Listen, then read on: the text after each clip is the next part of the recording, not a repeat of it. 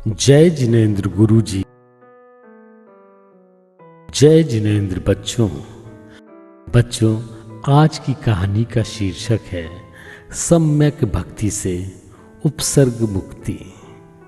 बच्चों, उज्जैनी नरेश श्रीचंद का एक प्रिय मंत्री था जिसका नाम था मतिसागर।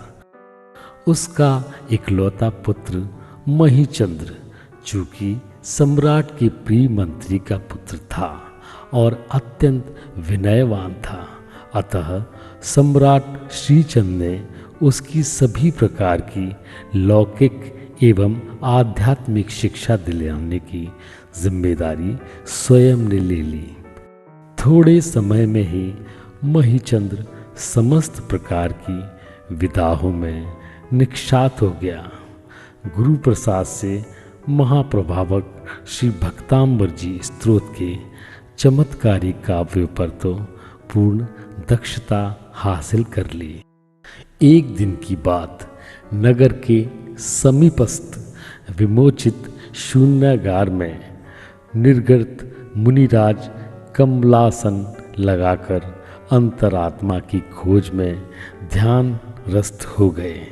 परंतु कौन जानता था कि इस एकांत शून्यागार में जाति की चंडी देवी का आवास है।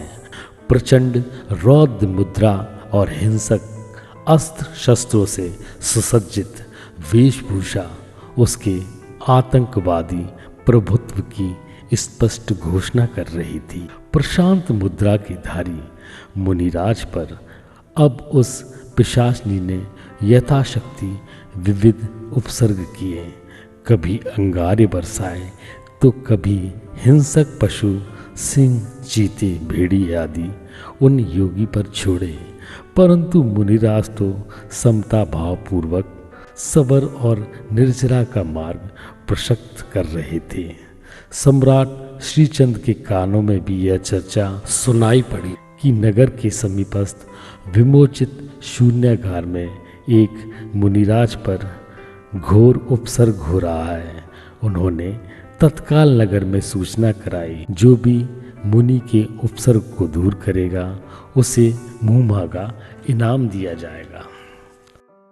परंतु नगर का कोई भी व्यक्ति, यहाँ तक कि बड़े बड़े तांत्रिक भी जाने को तैयार नहीं हुए। जब यह सूचना महीचंद ने सुनी तो वह तत्काल ही सम्राट के पास आया। राजन, मैं मुनिराज के पास जाना चाहता हूँ। सम्राट ने सुना तो समझाया, बेटा तुम अभी छोटे हो, जब बड़े बड़े तांत्रिक जाने में समर्थ नहीं तो तुम उस उपसर्ग को कैसे दूर कर पाओगे। बालक महीचंद्र जिद करने लगा, नहीं मैं तो जाऊंगा, आप मुझ पर भरोसा रखें। महीचंद उस स्थान पर जाकर पंच नमस्कार मंत्र का स्मरण कर आसन लगाकर बैठ गया और भक्तांबर जी के 22वें एवं 23वें काव्य का शुद्धि मंत्र के साथ जाप करना प्रारंभ किया। तभी मानस्थमिनी देवी प्रकट हुई और बोली, क्या चाहते हो। महीचंद ने कहा, मैं कुछ नहीं चाहता, सिर्फ निर्ग्रंथ गुरु का उपसर्ग दूर करना चाहता हूँ। जैसे ही निर्ग्रंथ गुरु पर उपसर्ग शब्द सुना कि देवी ने ध्यान लगाया और हाथ ऊपर किया। बस फिर क्या था, चंडी देवी चरणों में गिर पड़ी और क्षमा मांगने लगी।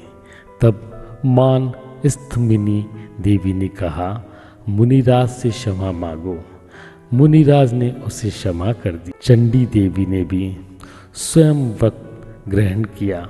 सम्राट ने सुना तो नगर में बहुत बड़ा उत्सव मनाया गया। सत्य वस्तु नहीं, अनुभव है। धर्म में आदत नहीं, आदत में धर्म होना चाहिए।